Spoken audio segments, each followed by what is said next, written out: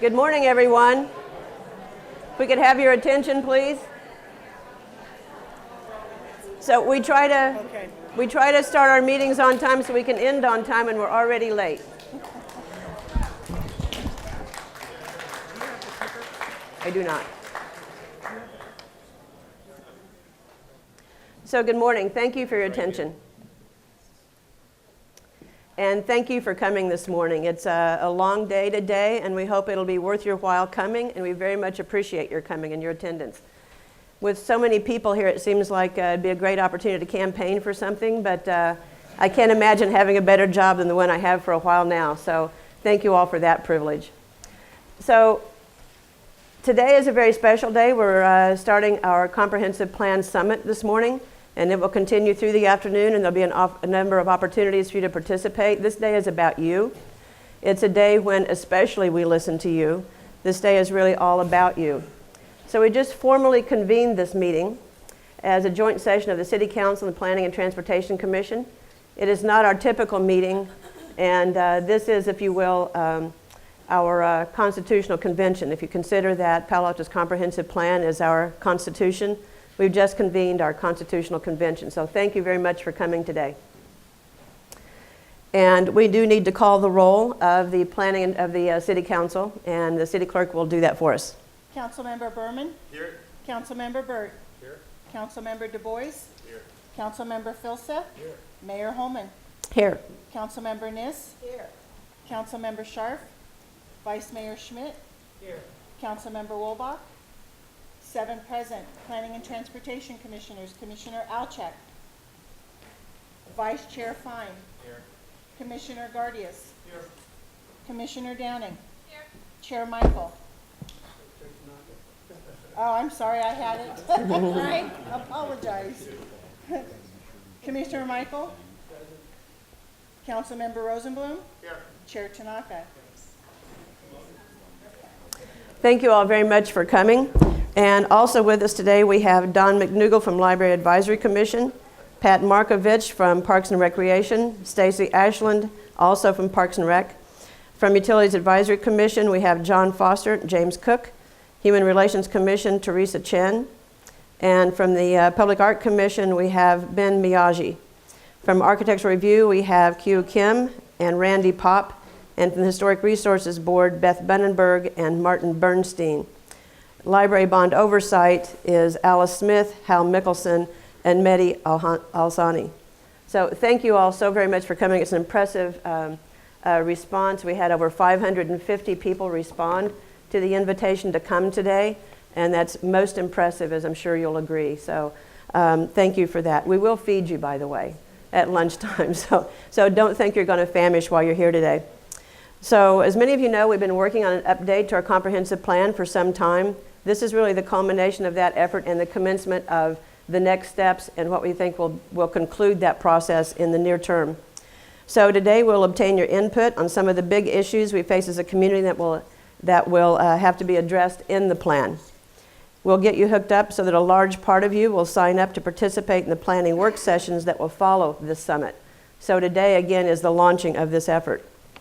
And today we hope we will build confidence in our ability to work together as a community to forge collective vision for the future of our town, our Palo Alto.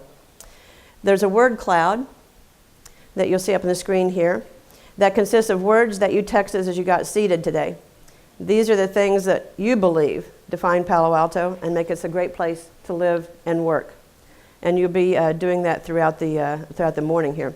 Your words are a reminder that in a stressful world filled with many challenges and many less fortunate than us, Palo Alto is an extraordinary place that we all care about deeply, and that is really why we're gathered here today.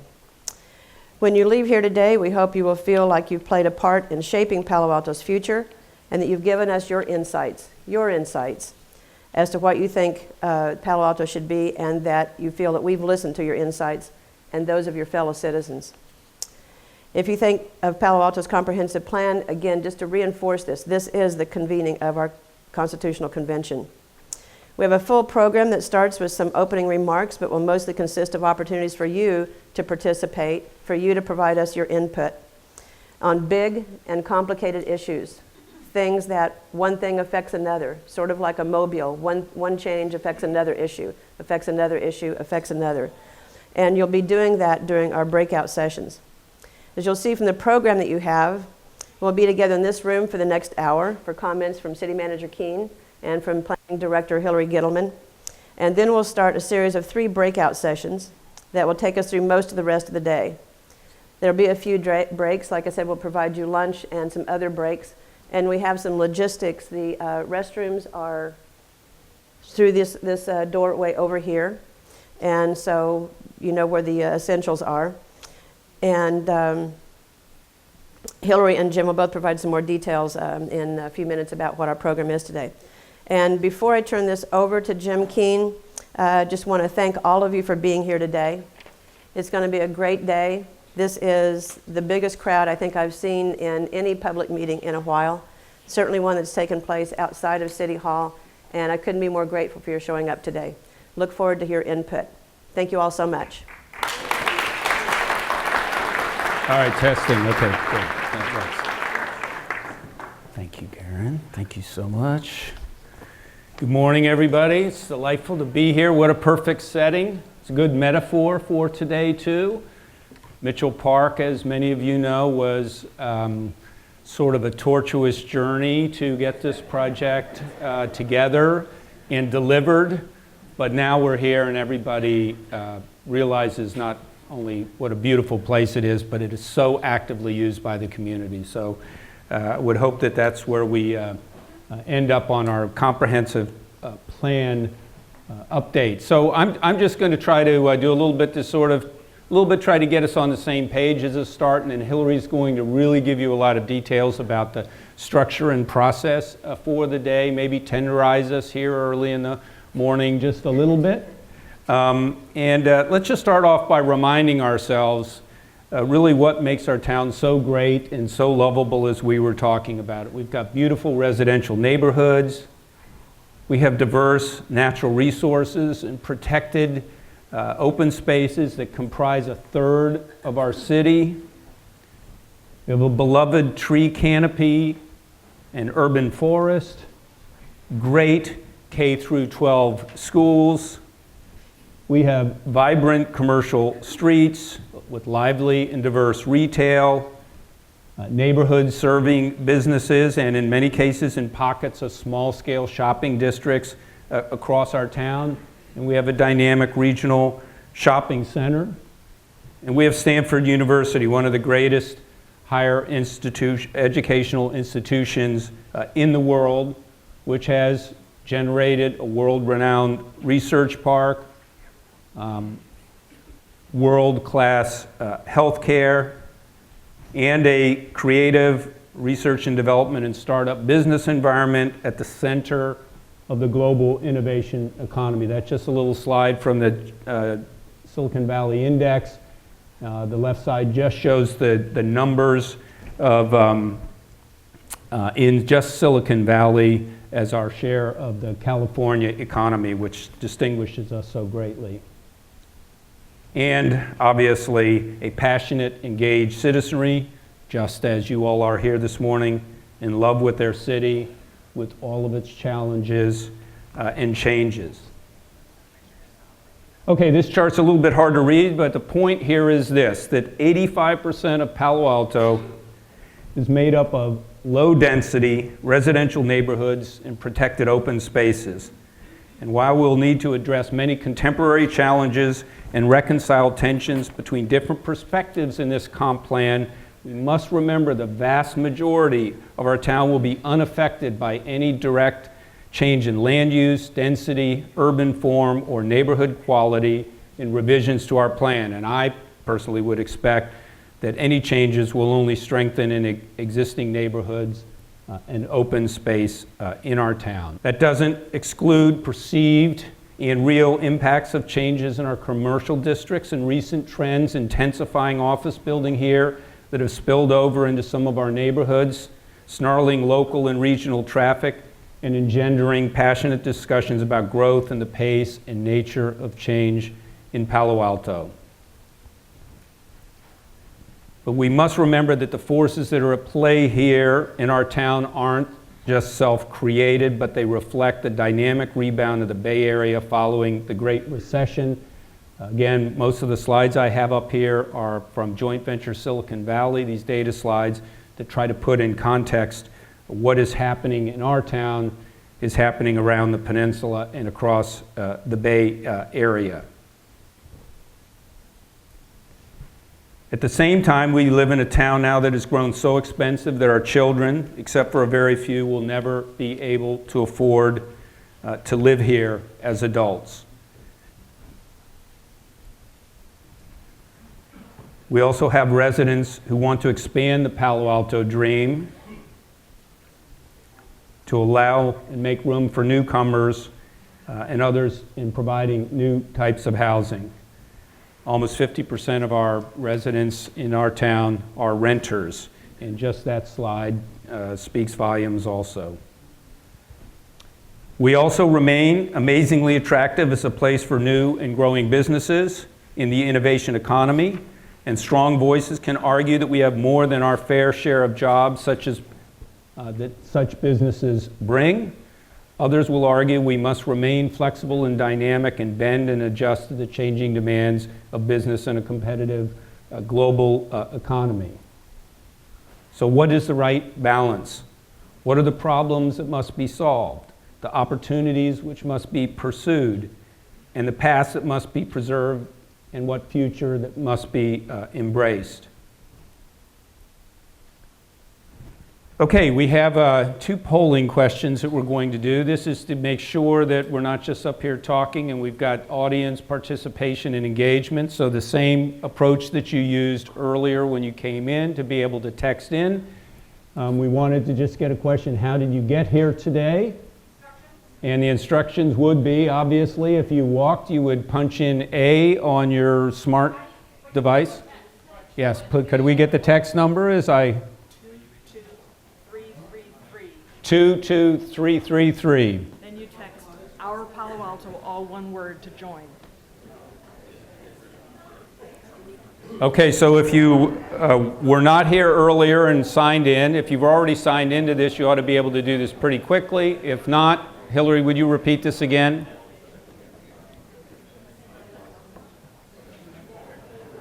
If you haven't signed in, it's... You just holler out your answer. You can just text it. Yeah. It doesn't Pardon have me? to be a smartphone. You can just text. You can just text in if you don't have a smartphone. And here's the other thing, we'll have some stations out here. If you're not, we want to just get some real-time feedback here. We're going to be able to collect this, so you can check in with any of our staff and tell them how you got here and make sure that you got counted today.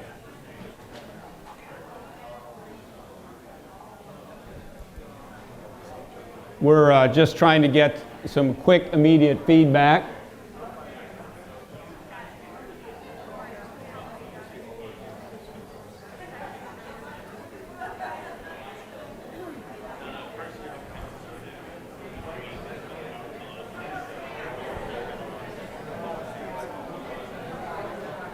Maybe you can make it. What? I'll move to the next one. Okay, so I'm going to just a little illustration. Obviously, pretty darn good, a lot of drive alone, but look at those bike numbers. I'm going to move on to another polling question. You have chances to talk about this all day long today. Hopefully this is fairly easy for you to be able to answer, just curious. Again, age and letter.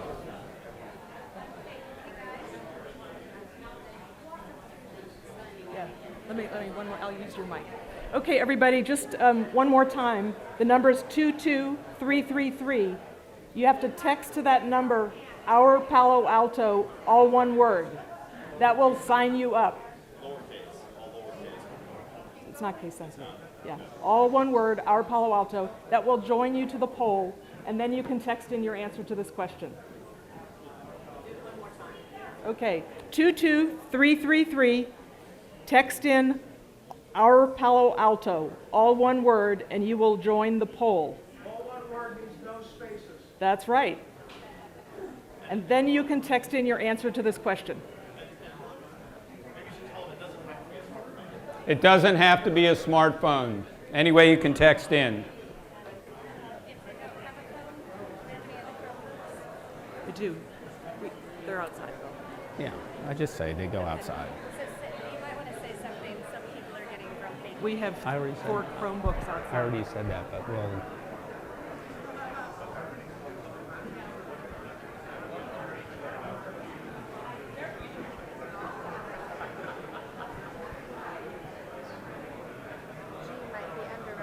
G might be underrepresented. Hmm? G might be underrepresented.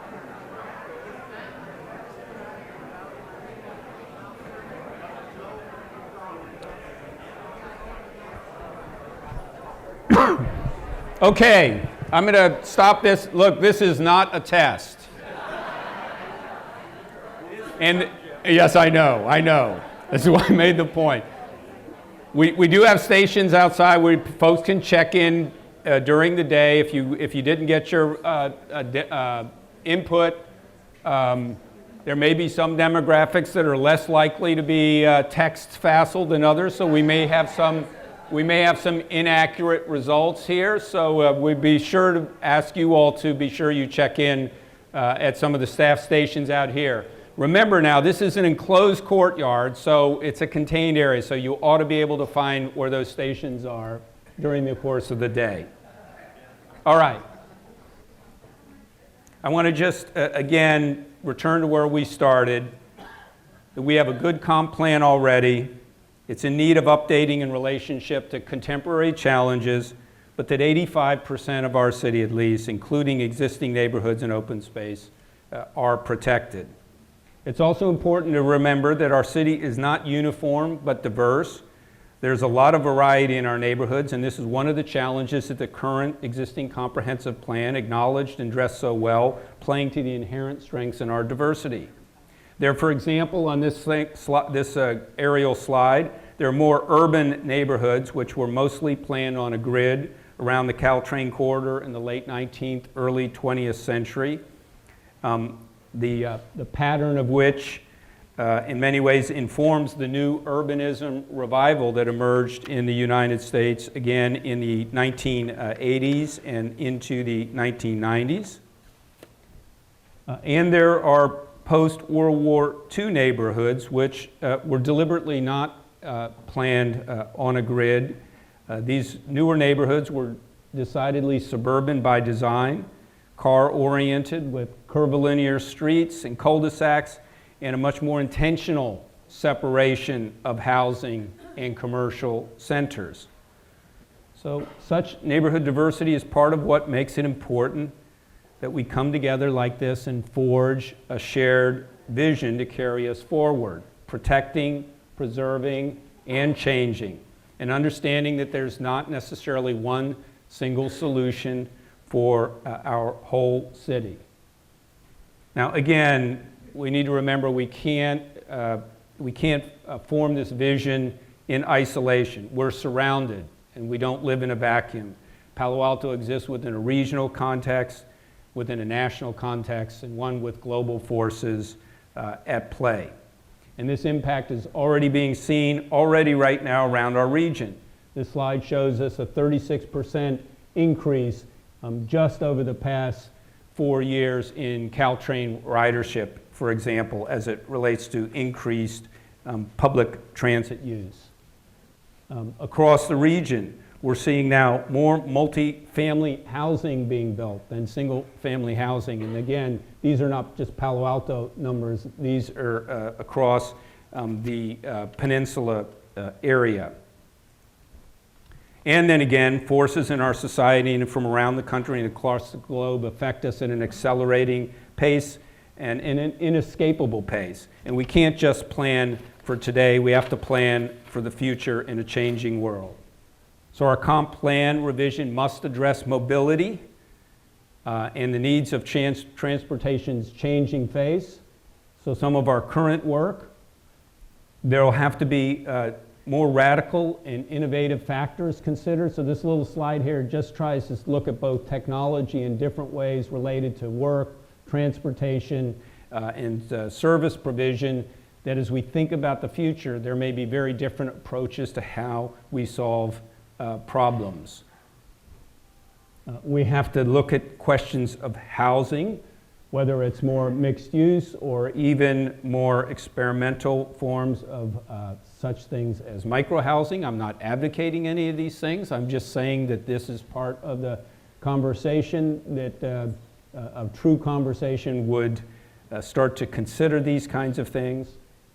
And we must look at the implications of the income and education divide and the impacts that they have on us, the wealth disparity in our country. We're increasingly in a situation where the poorest people have the longest transportation distances and the highest transportation costs. And we've got to realize that we're all in this together. There are questions of emergency preparedness in our codes and conditions, and ability to be resilient and withstand the natural disasters that will befall us, the reality of drought and the implications of climate change on our community, and very real issues that are just around the corner relating to sea level rise, that are not theoretical issues for Palo Alto given our location, but actually very real. So all of that being said, let's again put this in perspective. We are in a great starting place. No matter how difficult the challenges might seem to us, almost anybody else in the world would be very happy to be where we are right now. Last year, in 2014, livability.com did an analysis of cities and named us the #1 most livable city in the country. That's a good place to be starting from, is to how to ensure that that really is the test in 2030 about our city. And with that, Hillary, are you ready to go? I'll turn it over to Planning Director Hillary Gittleman. Well, thank you so much, Jim, and thank you to everyone who's here today. I know the mayor mentioned the board and commission members here and the council members who are here. I wanted to give a special thanks to the leadership group of citizen volunteers who helped plan this event and get this incredible attendance here today. Also, there are a lot of staff that are working on their weekends. I really appreciate all of their help. Thank you. So before we start talking about how we're going to address some of the challenges that Jim mentioned, we wanted to give you all some background on the city's comprehensive plan. And as the mayor mentioned, we're going to try and get you hooked on this planning thing today, so I'm going to try and make it sound super, super exciting. We're not going to do any more polling during this event, but there will be more polling and use of the technology later in the day, so we'll get back to that in a little bit. So every jurisdiction in California is required to have a general plan. And in Palo Alto, we call that our comprehensive plan or our comp plan.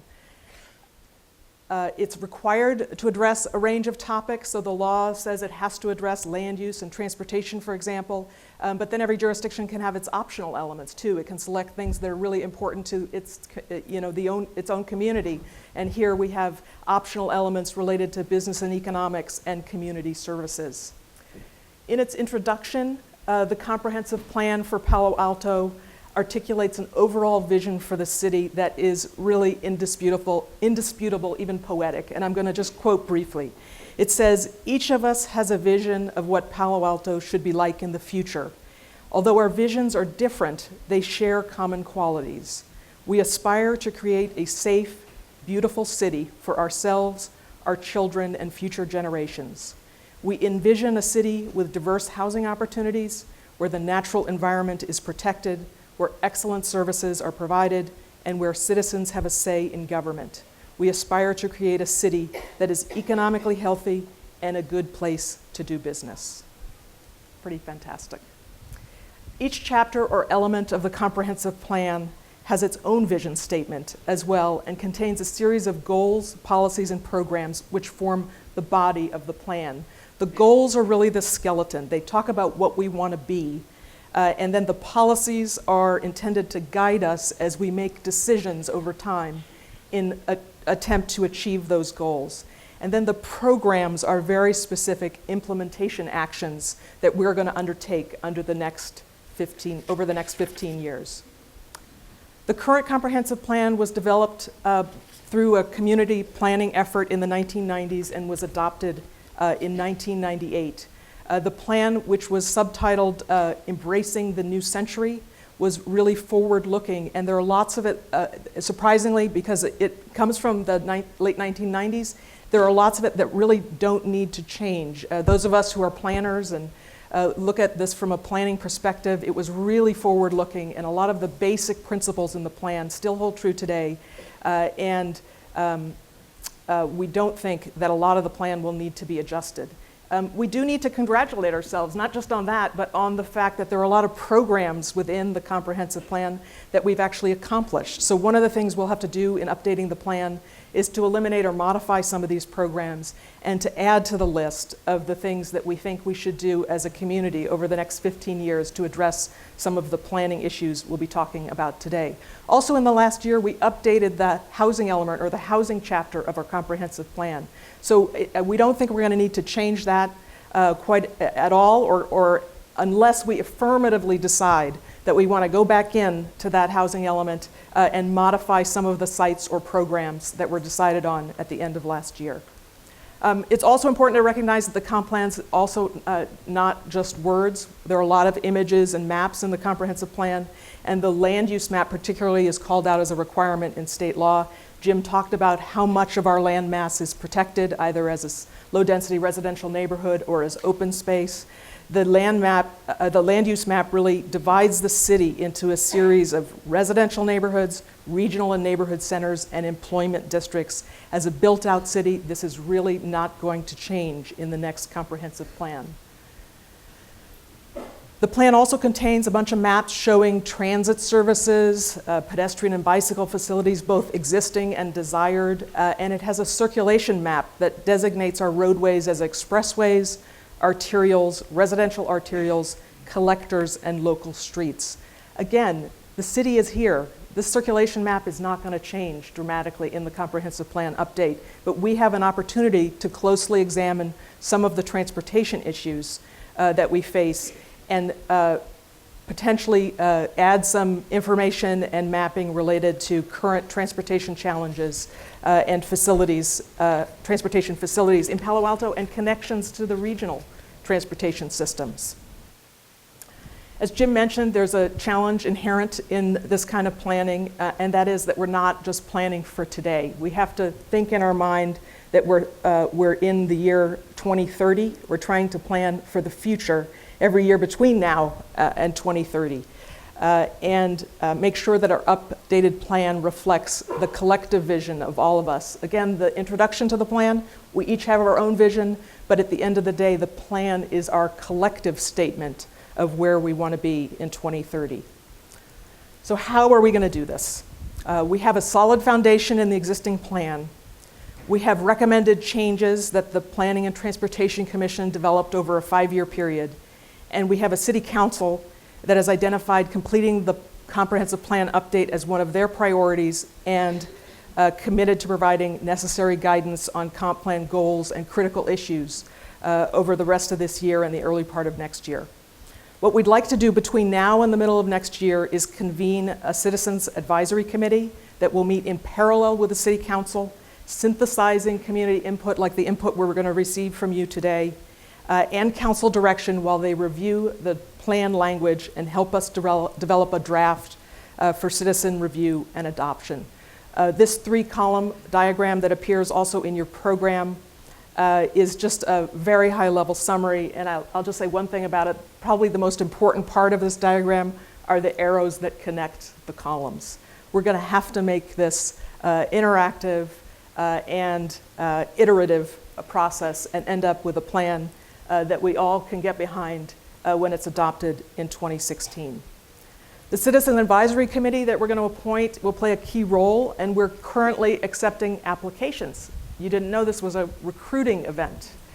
So the application is available online, and we also have hard copies of the applications available in the breakout rooms. We're hoping you will all consider submitting an application so that you could potentially be selected as part of this 20-member group. If you do feel like volunteering, it's a commitment to show up at monthly meetings and do some homework. If you don't feel like you can make that commitment, there are still ways that you can get involved. You can attend a meeting from time to time, or you will be able to participate and provide comments online. The committee is going to be reviewing existing and draft plan language based on council direction, and will synthesize all of the input we receive from others who are not on the committee. We're working to enable an open source approach where documents that we provide to the committee are posted online in advance of the meetings, so that you will be able to go there and comment on those documents and then comment on the comments. The tools we're using are going to be available in August-September timeframe, so there'll be an opportunity to orient the Citizens Advisory Committee and do some preparatory work synthesizing the input from today's summit in advance of launching that process.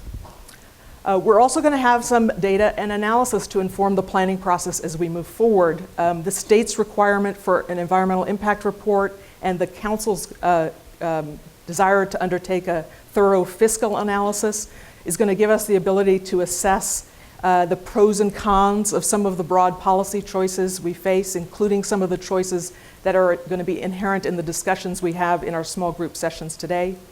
Both of these documents are organized around some broad planning scenarios that we've developed based on community input last summer. We're not suggesting that any of those scenarios actually reflect what the plan at the end of the day will look like, but we're hoping that they will bracket the possible outcomes and the choices that are ultimately made towards the end of the process. So now let's talk about what we're going to do today. We have 3 breakout sessions planned. The first is on transportation, the second is on growth management, and the third is on housing.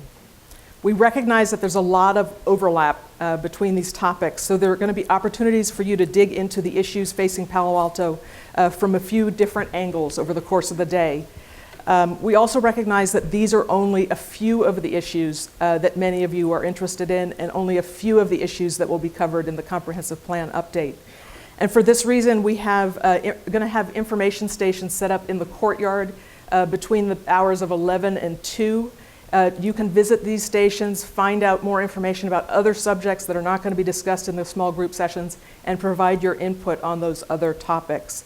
I really want to thank all of the volunteers who are staffing these tables that are going to be set up probably in about an hour, and I encourage you to visit them.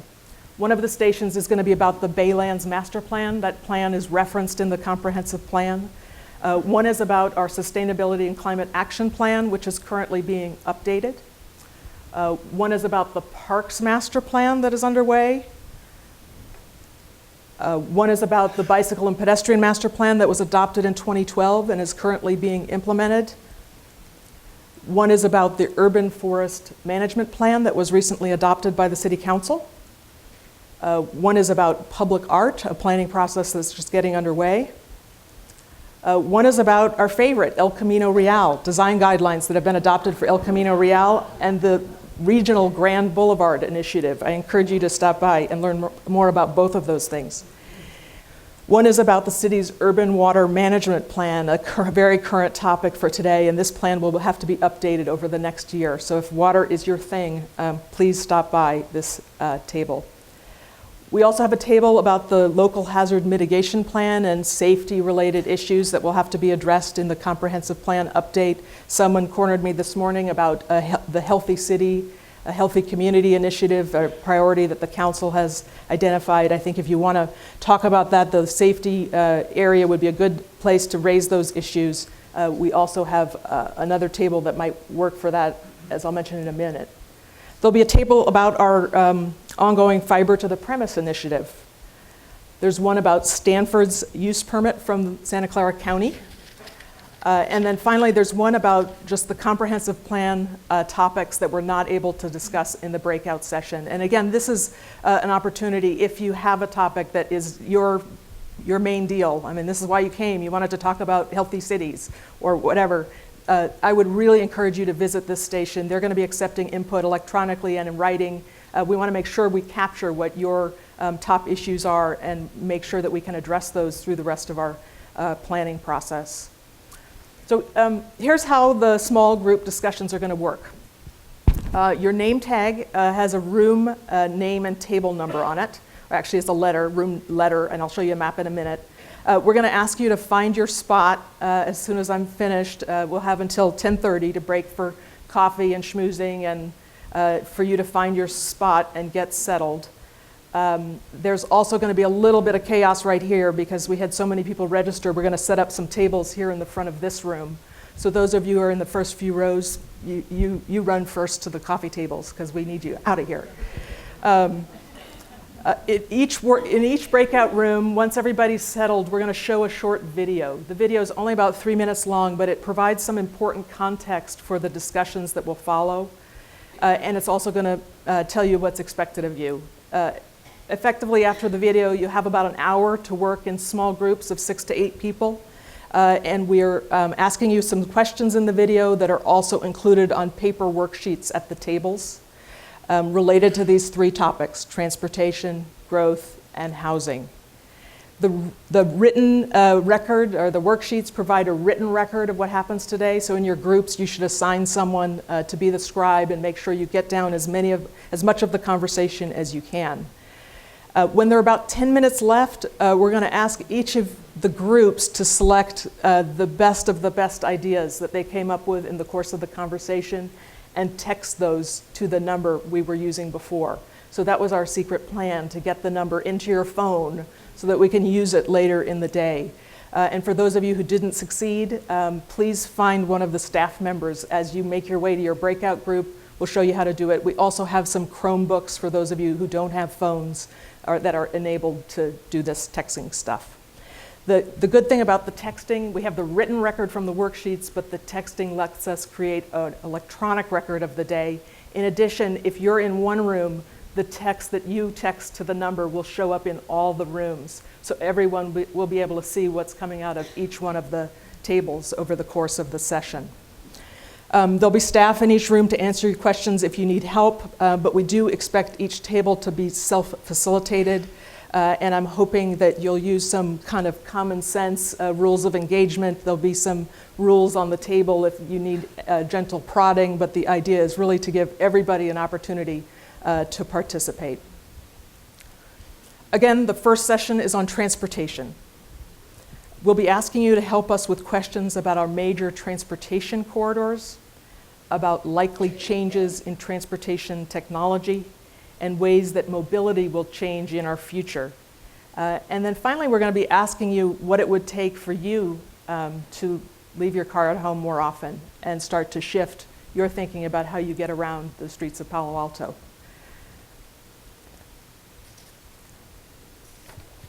That session will happen before lunch. Then there'll be a lunch break, an opportunity to visit the tables, and after lunch we'll convene for this growth management session.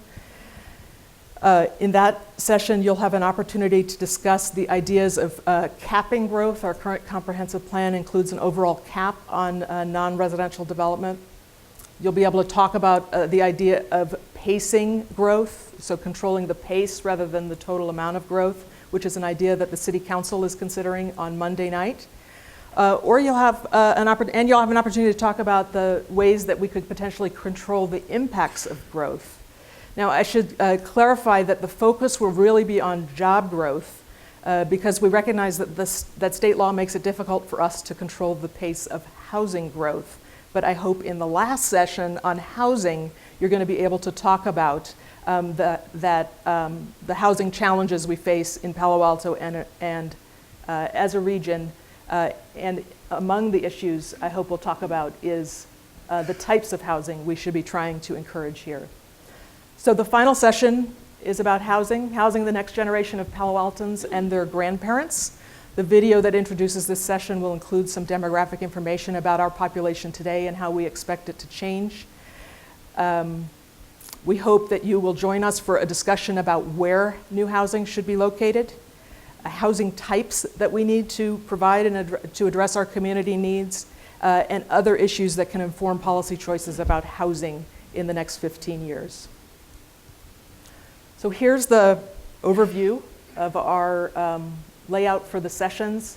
As I said, each of your name tag should have one of these letters on it, and you will be able to I hope, find the room and the table in that room that you're supposed to be at. We had so many people register. I'm expecting we have a certain percentage of no-shows, so we're asking you to be a little flexible. If you get to your table and there are like 2 people there, we're going to move you around so we get full tables and you'll be able to have a good discussion. At the end of the day, we're going to reconvene for a very short wrap-up, maybe 10 or 15 minutes maximum, to talk about the next steps and how we're going to integrate your input into the planning process. It's important, and we'll emphasize this again at the end of the day, that we think of this summit as not an endpoint. You can imagine we're on a promontory. We're up in Foothills Park. We're looking over the city. And this is our opportunity to stand here on the promontory for a moment and plan the journey ahead and the planning process that will follow. We're going to break here. So we're running a little early. Jim and I are going to be available to answer some questions. And as I said, in a few minutes, we're going to want at least the front rows to make a dash out there for some coffee. Let's